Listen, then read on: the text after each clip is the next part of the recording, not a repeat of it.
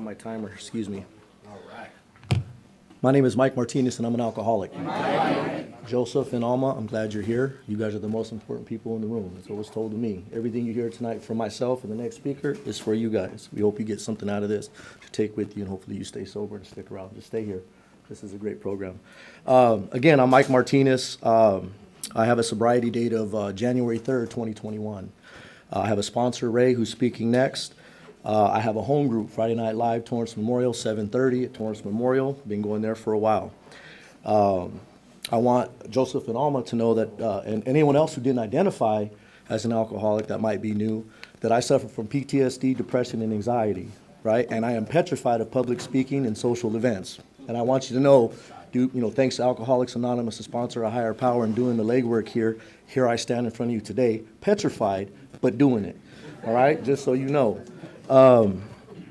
So anyway, what it was like, what happened, and what it's like now. I was born in a small town in Rawlins, Wyoming. My mom was deaf, she can't hear, and she was very unequipped to raise a child. So for the first part of my life as a child, my grandma raised me till I was about 10 years old. There was one little stint, I lived in North Platte, Nebraska, then McCook, Nebraska, back to Rawlins, Wyoming, and the rest was with my grandma. When I was about 10 years old, my grandma was a little bit too old to take care of me. I wasn't too bad yet, but just a little bit too much for a 70 plus 80-year-old lady and my grandpa to take care of. They loved me very much. They took care of me the best that they could.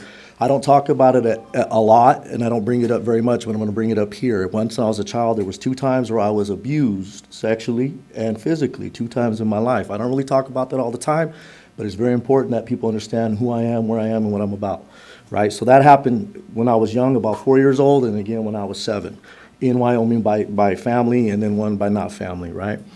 So I lived in Wyoming until I was 10. It wasn't too bad then. I ended up moving to Long Beach, California with my mom. Again, my mom was deaf. I had a stepdad who was African-American, didn't like white people, didn't like the police. He married a white Hispanic lady and had a white stepson. You do the math on that, right? So I lived with them. My stepdad was very abusive. He was old school. He was from the 50s and the 60s, and he whooped my behind all the time, probably for stuff I didn't deserve and didn't need, right? He used to whoop me. And we lived in Long Beach for a short period of time. We were poor, couldn't afford it, so we moved to Compton. So we moved to the east side of Compton on Atlantic and Alondra. Going through most of middle school and high school, I was the only white kid in the area. Again, my stepdad used to do some crazy stuff to me because he really wasn't down with who I was.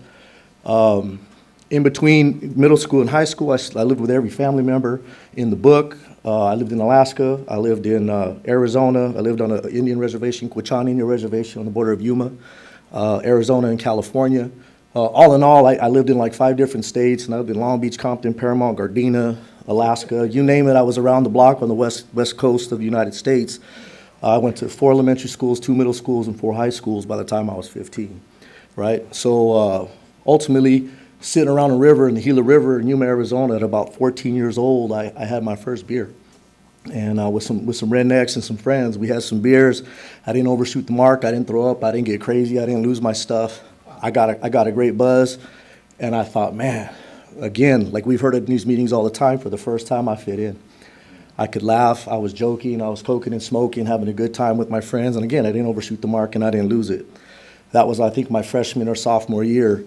Moving back to Compton, by the time I moved back to Compton, I graduated high school. I was smoking crack, doing Cocoa Puffs, hitting the sherm sticks. I'm not going to go into drugs, but I used to do all that stuff. Did a lot of LSD and psychedelics. At 18, I woke up on my best friend's mom's couch, basically homeless. I had couch surfed most of my way through high school, living with family members and everybody else. Joined the military because I was like, man, I woke up on my friend's couch thinking there's got to be a better life for me. There's got to be something better than I can do. So I joined the military, and drugs is highly frowned upon by the military, if you didn't know. So I kind of kicked back on the drugs and focused mainly on my boozing. So I boozed all my way through military, got out of the military, got married, had a kid, and I did it all backwards. I knocked my girlfriend up, got married, and bought a house all in like 6 months, and tried to do that whole thing. But I am an alcoholic. I could tell you about all the shenanigans that I did while I was drunk, but I could just tell you that I fit in, right? Or that I'm one of you, I should say. And the bottom line is, as time went on, my drinking got worse, and I ended up, I went to rehab for the first time when I was 27, got a sponsor, did the deal, and I did it just to save my wife. I didn't want her to leave. She was threatening to leave, so I did it. But in the process of doing it for her, I fell in love with the program. But long story short, after a couple of years, I got a beef with my sponsor, and I went out, right? And I actually had 5.5 years of sobriety, went out, and then I came back. Now, pause it right there.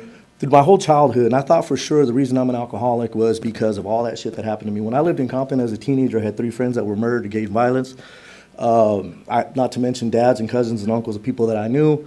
I thought for sure if you lived my life and were abandoned and lived everywhere else in the universe and didn't nobody care about you, that you would be an alcoholic too. But it wasn't until my first stint in rehab, I want to say I went to Thelma McMillan in '05. It wasn't until I went to that first rehab that I met people that were from Palos Verdes, from Manhattan Beach, that had a mommy and a daddy and a nice car and a loving family and all that other stuff. They had everything that I thought I wanted, yet they were still alcoholic.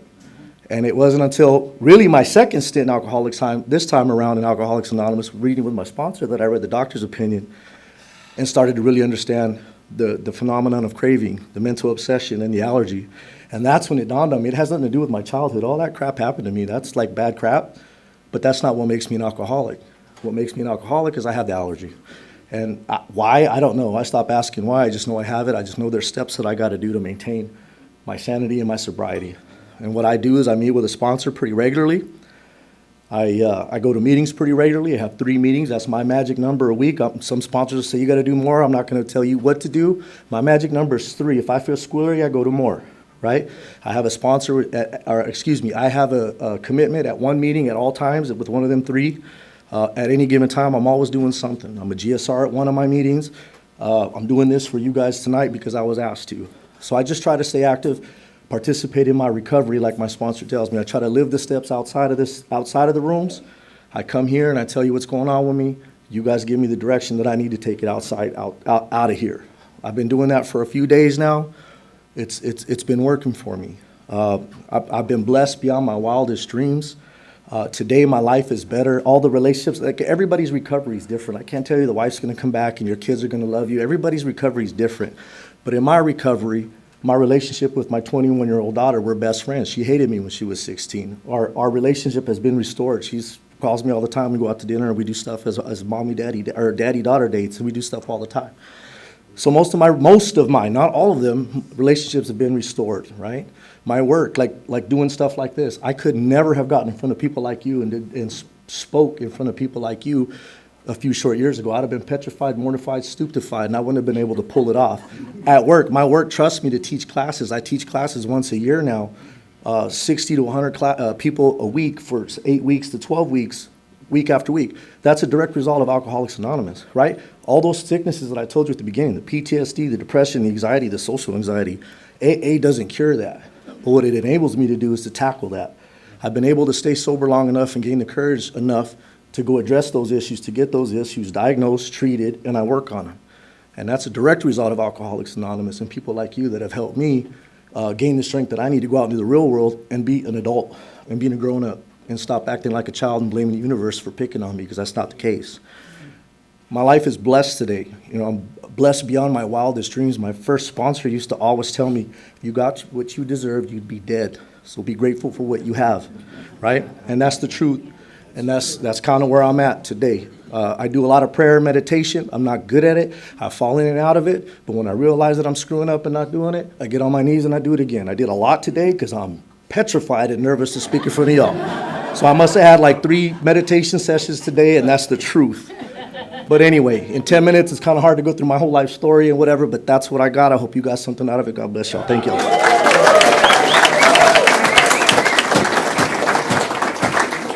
Wow.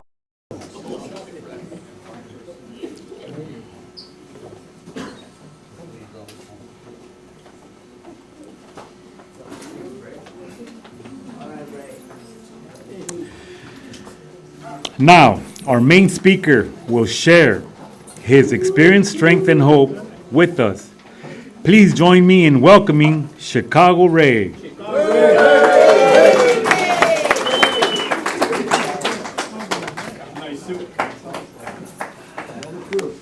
Good evening, everybody. I want to start out a little different than I usually do. I heard a story a few years ago about the scientist, and he was looking for a brain. So he went to this laboratory, he wanted to buy this brain, and he saw some signs. Some of you guys have heard this joke. And the first brain he saw was from a lawyer. It was a $10,000 brain. He walked down the path there, and he saw another brain. It was for $15,000. It was a doctor's brain.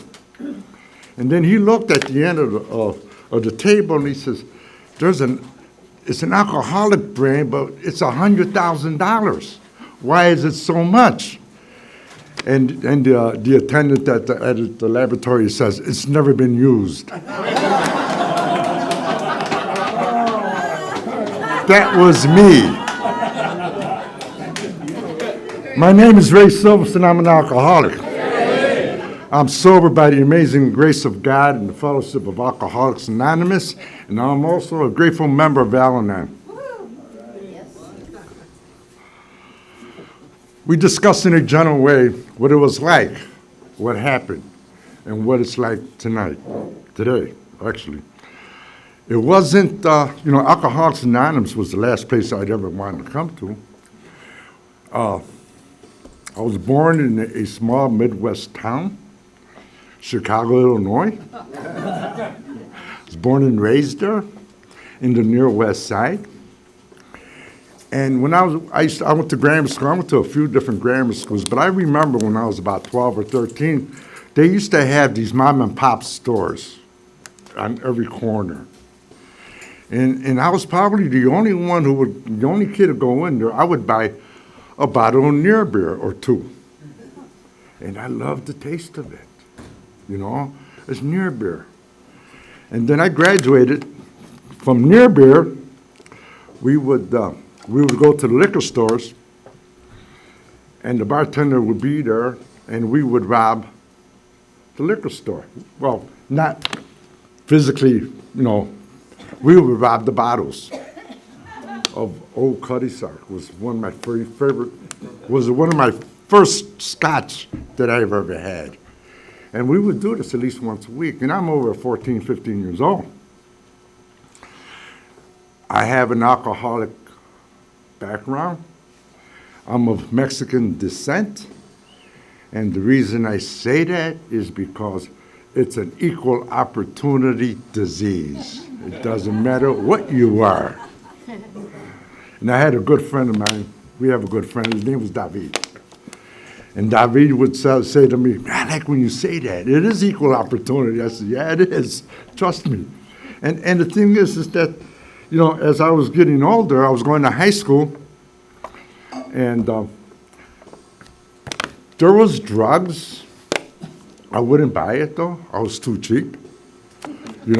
I could get drunk. I could get high, super high on a quarter beer, drinking it through a straw.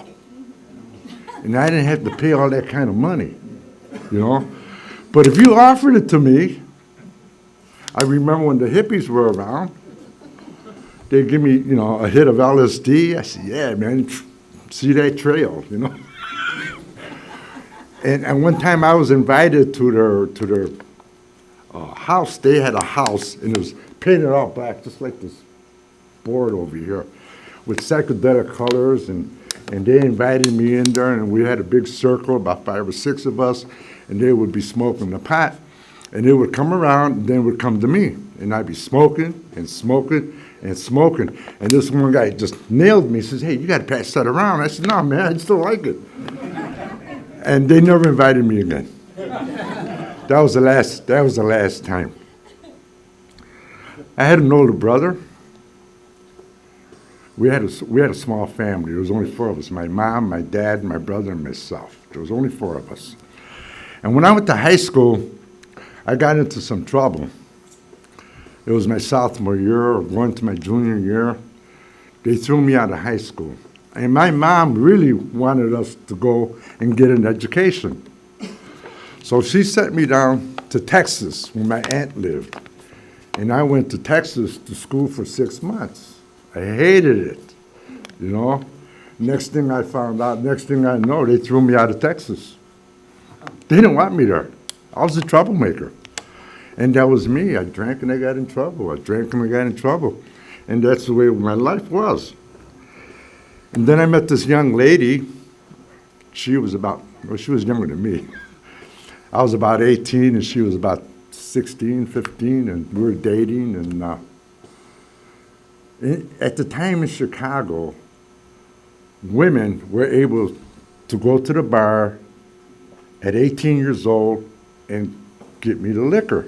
And when she turned 18, she went to the liquor store for me and got me the beer. And her father and I did not see eye to eye. And one time I told him, I says, you know what your daughter's doing? He goes, what? She's serving booze to a minor. Boy, he didn't like that. He didn't like it so much, he put a gun to my head. And it was a .45, and that thing looked that big. It was big. He pointed it, and I says, oh, shit, you want to talk about praying? And what happened was that I didn't know at the time, my girlfriend at the time, she was pregnant, and I didn't know it. And she told her dad, please don't shoot him. He's the father of our kid. So what happened, we became buddies, him and I. Oh man, every morning he would come with a fifth of old granddad and we'd start drinking, and he was always broke. He loved the ponies. He says, you got $20? I said, yeah. So I give him the $20. He goes, and we go to the racetrack, and he says, let's see how fast this thing goes. It went fast. First horse, he's a loser. But him and I, we did not get along. And what happened, he says, well, you're going to marry my daughter. And I says, yeah, I still remember that 45. I guess I will. So we got married. And we had a son. And the thing is that she had called, I was 21 years old at the time. She had called up Alcoholics Anonymous for me. Well, for her.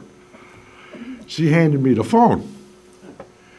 And I said, hello. And they said, this is Alcoholics Anonymous. And I said, goodbye. I'm too young for this stuff. I hung up the phone. I came in 6 years later, but those 6 years, they were hell. They were hell. Drinking and driving. I remember my first DUI or DWI was called back there. And 6 months later, I got the second one. And my lawyer said to me, he says, Ray, they want to give you time. I go, what do you mean time? He goes, yeah, the judge wants to give you 5 years, so we're going to have to do a plea deal. I says, yeah, I'll take the plea deal. And my lawyer said, but they're going to take your driver's license away. I live in Chicago. You don't need a car there. And they took my driver's license away. The lawyer told me, we're revoking your license. That means you could never again drive. And he told me I will never again drive in the state of Illinois. And I says, thank you. Got the L, got the buses. We got everything we needed. Plus, I was working for a bicycle company. Hop on my bike, and I worked for a big famous company back in Chicago. It's a world famous company at that time. And, I grew up. I'd get drunk on the bike, and they would stop me. I had a cousin that was a Chicago cop. And every time I'd be stumbling and fumbling around the neighborhood, he would pick me up, take me home, and drop me off. He never arrested me. And that was a good thing, because I would have been arrested a whole bunch of times. The good thing was that he was on patrol in my neighborhood. And he was from the, you guys not familiar, the 13th district. And, what's really neat is that I'd always get away with something. But that last DUI, he got ticked off at me. He says, why did you do what you did? Well, I thought that cop was a jerk. So what happened is I beat him up. That's why they wanted to give me the 5 years. Assault and battery on a police officer. And that's why I says, take my license, do whatever. And they did. You know, when I was growing up, I saw the alcoholism in my father, you know, and my brother and I used to drink together, and he was a Chicago cop. We would be at a bar, and of course, I'd get into a fight. The police would come. They'd arrest me, and I would tell my brother, "How come you're not going with?" He goes, "I'm a cop. I can bail you out." And he would bail me out. But the thing is that's the way it was, you know. I grew up in it was a mess. It was a mess. When I came back to Chicago from Texas, I had to go to summer school a couple of times, and I finally did graduate. And one of my biggest fears, or the biggest fear in my life, was the mailman. And the reason why was back in that day, in the 60s, there was a war going on. It's called Vietnam. And a lot of my friends went to Nam and they never came back. I had a friend of mine who went to Nam. They decapitated his head, put his head on somebody else's body. And I was afraid. I was afraid to go to Vietnam. I was afraid to go to the Army. And I wasn't going to enlist. And Canada wasn't too far from Chicago. That's where I was heading for if I got drafted. And I would have done it. What happened was we had a lottery system. And my number was high. And I didn't get drafted, thank God. You know, I didn't get drafted. So, on with my drinking, and on with my living. And my wife at the time, she got a little disappointed in me. She says, "I'm filing for a divorce." And I says, "Oh, well, that more drinking time for me," which it was, you know. And we got divorced. My son was 3 years old at the time.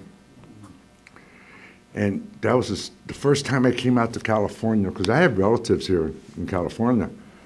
And they picked me up at the airport. The first thing my cousin said to me, says, "Please don't start no trouble here." And how could you? There's no bars around here. You know, one of the things that happened to me is that I got on a bus. I had no clue where I was going. I ended up on 5th and Main. And I said, "Hey, I felt like I was at home." And geez, there was a lady sitting, and I was sitting down at the bar. A lady come up next to me sitting down. She had a scar from ear to ear, from here all the way down. She goes, "You're new here, huh?" I said, "Yeah, I'm visiting." She goes, "Where are you from?" I said, "Chicago." She looked at me, she ran out the back door. She thought Al Capone was still alive. And it wasn't so, you know. I grew up in the West Side, and we had, God, thank God I'm not there no more. Thank God. You know, there's some of my friends here are from Chicago. Valerie, Dominic, we're all from the city of Chicago. And my first meeting, you know, what happened to me was that I got drunk and my father-in-law wanted to kick my butt. And he come close to me and he said something to me. He says, "I hope to see you laying in the gutter so I could spit on your face." That's what he told me. And guess what? I started looking for him. Wrong mistake, big mistake, but I did. Thank God I didn't find him, because he would have done something. So anyways, a couple of days later, you know, every time I drank, I was in trouble. I had a lawyer on retainer all the time. And you know, since I've gotten sober, my sobriety date's June the 3rd, 1979. From that date to this day, I didn't have to pick up a drink or a drug one day at a time. I just celebrated 46 years of sobriety.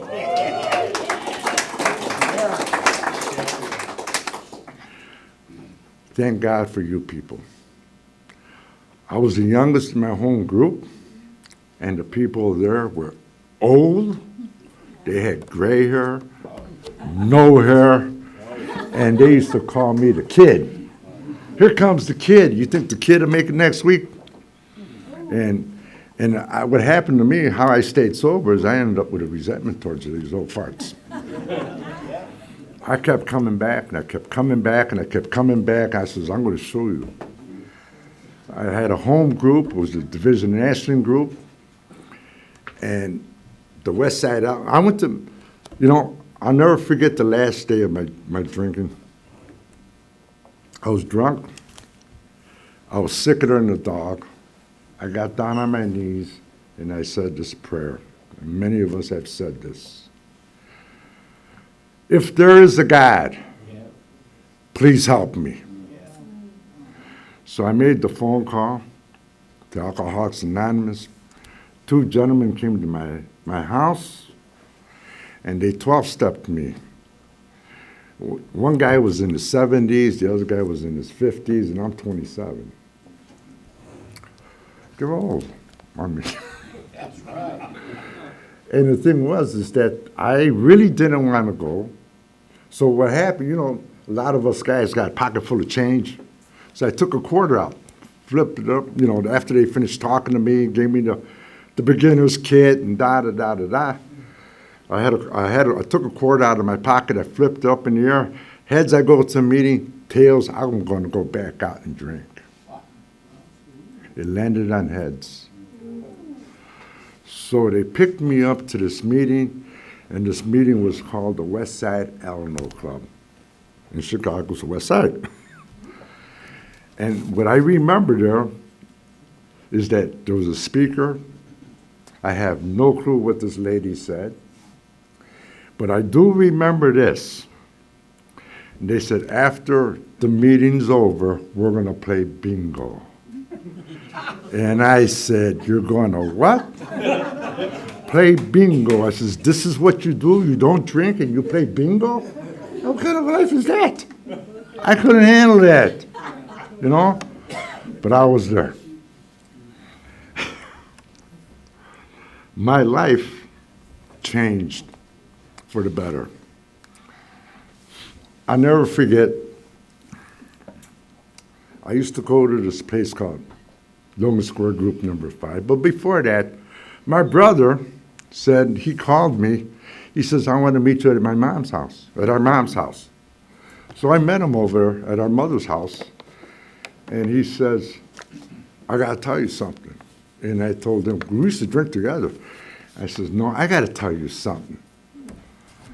So he says, you go first. And I says, I went to my very first AA meeting last night.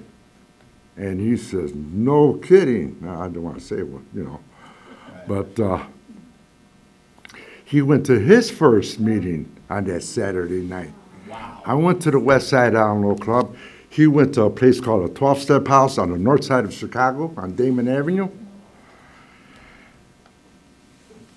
It was unreal.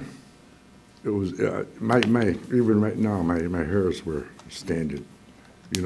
We both got sober on the same day. So what happened was, you know how the old timers like to take care of us youngins? They didn't want me to go to this one Alamo Club. It was called Logan Square Group number 5 on the northwest side of Chicago. And I said, you can't keep an alcoholic not to go there. So I went up there. I walked up the stairs. They had big color TV. They had a pool table. They had a bar, where you get your cold drinks and whatever. And the thing was is that there she was. There she was. My eyes just went from one all the way to the end. And I said, geez, what a gorgeous girl. She looked like Valerie Bertinelli. And you want to talk, so what happened? So what happened, I'm sober almost 3 years. 3 years. And the thing was is that at 3 years, I had all the answers of Alcoholics Anonymous. I knew everything. See, I was good. I was good. You know, those old timers didn't know nothing. You know, I had a house already. No, this was before I married her. But anyways, we got married. We dated, and 3 months later, we got married. I thought I was in love. I was in heat.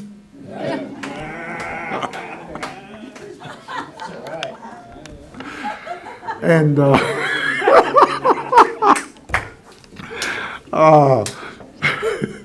so we got married, and we were married for about 10, 11 years. 11 years. And she said to me, she says, "You're not making me happy." By having all the knowledge of Alcoholics Anonymous that I had, I says, I only can make myself happy. If you're not happy, that's not my problem. That's your problem. So we did get divorced, and so that lasted the marriage lasted for 11 years. At that time, I had my sponsor. His name was Joe. And Joe was an Oglala Sioux Indian. And I'd never heard of an Oglala Sioux Indian. And I asked him, I says, "I never heard of your tribe." He goes, "Have you heard of Custer?" I says, "Yeah." He goes, "Well, we did him." And what happened was, and this was like in 1991, he suggested that I go down there. He says, they usually suggest go to 6 meetings. He says, "Ray, you ought to go to 6 years." Next month, no, in September, I'll have 34 years in Alman. Wow. And that's because of Alcoholics Anonymous. And what happened to me is it opened up a can of worms. Yeah. Opened up a can of worms. I didn't know how when I was a kid, you know, I was blaming her. It was her problem. But then when I got into it, it was my problem. I'm the problem. And the solution was, you know what? Go to these meetings. And I still go to these meetings. I got a home group. Monday night podium participation group is a great group. You know, I have a few members here. And the thing is that, you know, I started to grow up. After 11 years of sobriety, I started to change. And it took a long time. I thought I had all the answers. I didn't know nothing.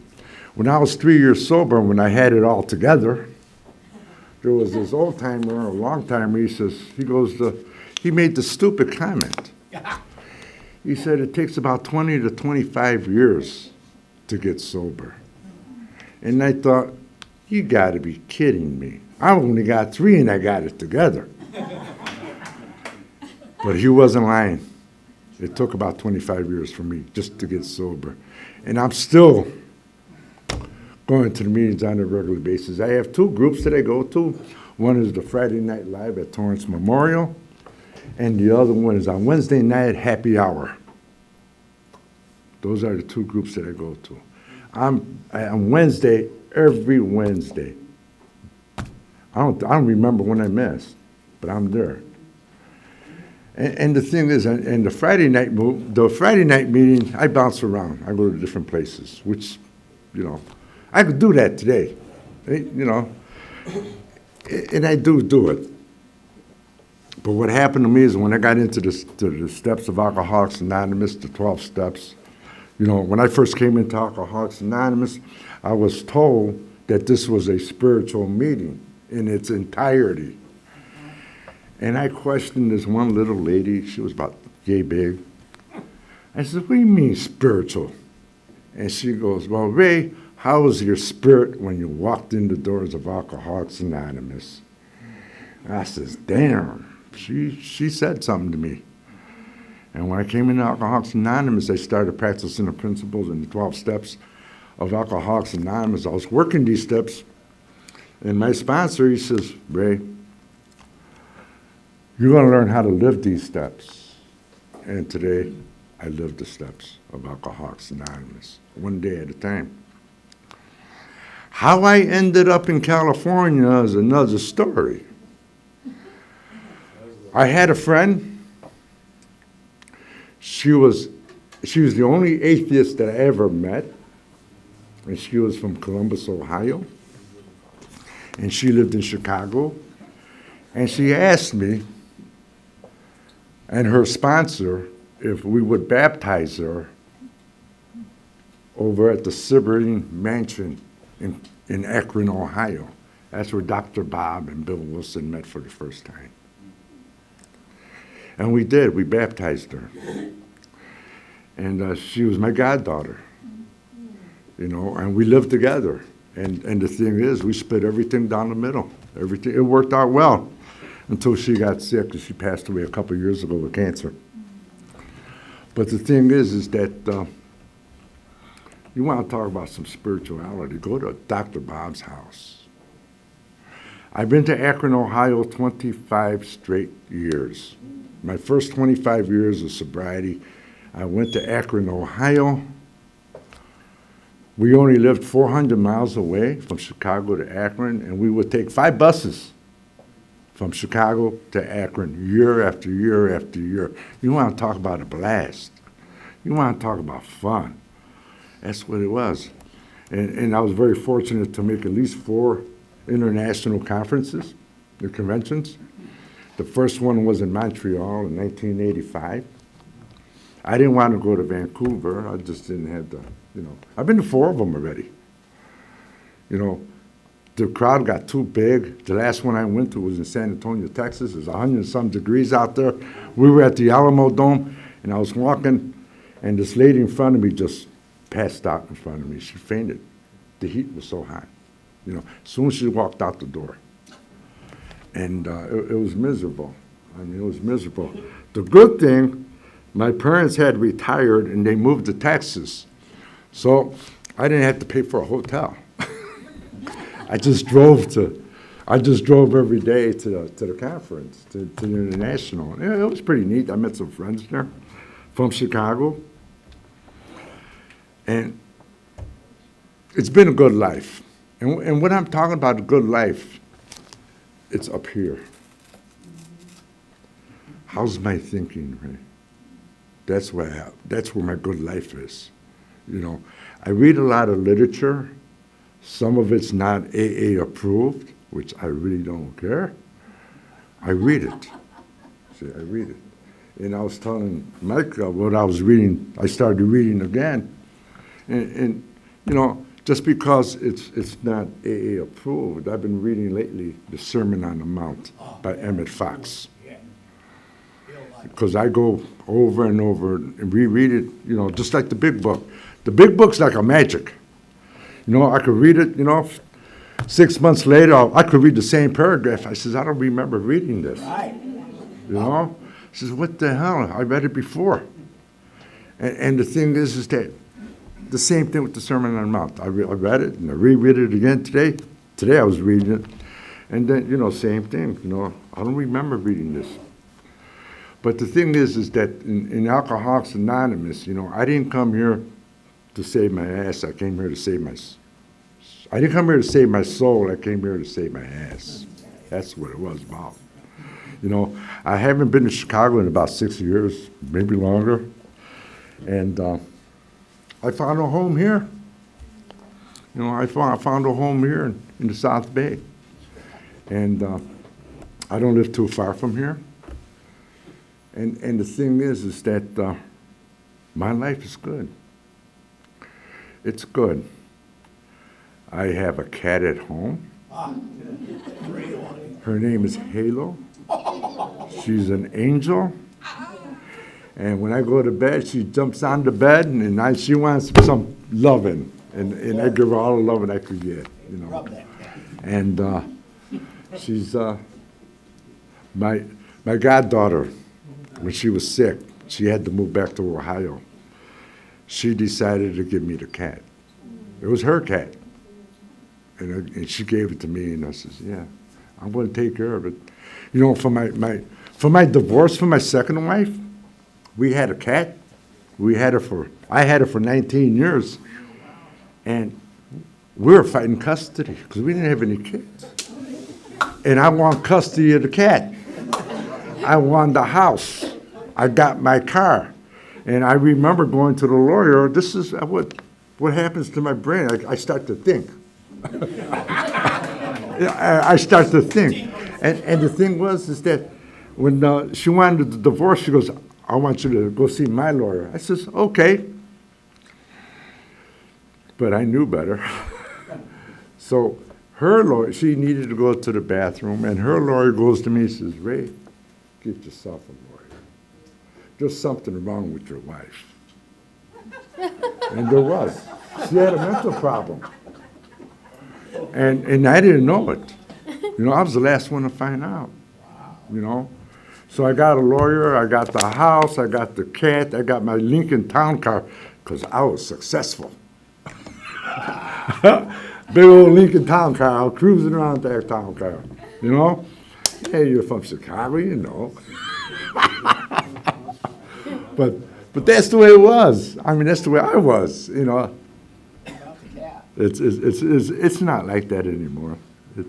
My life has totally changed. You know, I live one day at a time. They made me retire. I mean, which is cool. I liked it. And then I had a job offer for over at Aerospace. The guy called me up, one of my goddaughter's bosses, and I says, I'm sorry, I'm through working. I'm not working no more. And you know, I wasn't even looking for a job. And I got a part-time job today. And I love it. I'm at the golf course. I golf for free where people pay $1,200 a round. And I'm there 2 days a week. That's all I need, 2 days a week. And they treat me well over there. And it's a beautiful golf course right on the ocean. And it's awesome. It's awesome. I'm off all of this week. I don't go back till next Friday, I think. And just 2 days a week. I don't need no more, no that. You know, it's working out the way God wants me to work it out. Not the way I want to work it out, but the way God wants it to work it out. And I love it. I love it. You know, my life is good today. We're having the roundup soon. My friend Ricardo asked me to be a co-chair for the marathon. And he's got it done. He's good. He got it done. And, you know, like somebody in my Friday night meeting says, I'm living life and I'm loving it. And that's what it is. I love it. I love it. And it's awesome. This program, you know, well, forget about the program. My life, because of the program, has changed 180 degrees. I could have never had dreamed about that I'd be living in California. Because the first time I came, the skies were brown and the bars were too far away from me. I needed them, you know. In Chicago, we had a bar every half block. And then across the street. I mean, we had them all over, you know. And coming up here, when I did come up here, I said, no, I can't. My cousins wanted me to move here, and I said, I can't do it. I just can't do it. And I didn't until the time was right. I've been here since 2010. It'll be 15 years in October since I moved from Chicago to here. My life is good. The people in my lives are good. You know, there's 1, 2, 3, 4 of them here. And you know what? I love them all. I love all you people because I didn't love myself. I didn't know how to love myself until I came into the program of Alcoholics Anonymous. And this is what I've learned. You know, every year we go to retreat. We go to the Sierra in Malibu. This year we went to Yosemite. And I got a friend in this room. He was a wise guy. We go up to Yosemite, and I'm thinking, man, there's snow on the ground. I'm going to get this guy. Next thing you know, we had to stop. He opens up my door, takes the snow, shoves it down my shirt. And that's the fun that we have, you know. He makes great cookies. But, you know, that's what I love. You know, I'm enjoying my life. You know, I'm enjoying my life. And it's living it and loving it, one day at a time. Because I don't know where I'm going to be at tomorrow. It really don't matter. But what am I doing today? That's what matters. You know, I learned to live this life simple. I have a simple life. You know, I was told inch by inch is a cinch, yard by yard is awfully hard. And another thing that I learned in Alcoholics Anonymous is that I met a lot of friends in AA. I met them from Yale to jail, from Park Avenue to Park Bench. Pimps, priests, and panhandlers. People who owe $1 million, people who own $1 million. People with blue eyes, green eyes, brown eyes, and some with no eyes at all. And I've met every one of them people in my last 40 years of sobriety, 46 years of sobriety. I met them all. And that's because of Alcoholics Anonymous and the God of my understanding, because I had my sponsor was Native American Indian. He got me into the Great Spirit. My God is the Great Spirit. Great Spirit teach me. Great Spirit tell me. Great Spirit show me. And that's what I've been doing, you know, all of these years. The program works, you know. And because I was working it, I've learned how to live it. And it's awesome. It's awesome. Life is a dream. I could have never dreamt the life that I have today. Could have never had it, you know. And it's just amazing. The people, you know what I love about Alcoholics Anonymous? I got sober in Chicago. We had the same 12 steps, 12 traditions, and the 12 concepts. So when I first came here, I had a little difficulty with your meetings. You didn't do it right. But what I learned is that when in Rome, do what the Romans do. So I fit in. I fit in. And for that, I'm eternally grateful that I'm able to fit in Alcoholics Anonymous with all of you people. And my life is totally changed. And I'm extremely grateful. You know, I'm also extremely grateful for my Al-Anon friends. You know, they taught me a lot. They taught me a lot. And it's just been living. I've been living one day at a time. One day at a time. You know, it's really funny that I have 46 years in Alcoholics Anonymous in sobriety. In September, I'll have 34 years of Al-Anon, a total of 80 years of recovery. And I'm still sick, and I got to keep coming back because I ain't got it together yet. After 80 years of recovery, I got to keep coming back because I don't have all the answers. I don't know. And the good thing about it, when somebody asks me a question and I could say, I don't know. And I say that, I don't know. I don't know all the answers. But I do know how to live one day at a time. And I think I'm ending my talk. It's just about over with. I want to first of all thank Sil for asking me. I want to thank Mike for sharing the 10 minutes. Did a great job. And this group is real special for me right in front. And this is the love that I have. You know, I can't do it by myself. what I've learned is not an I program. I used to say I. Then when I had a smart ass, he says, ay, you know.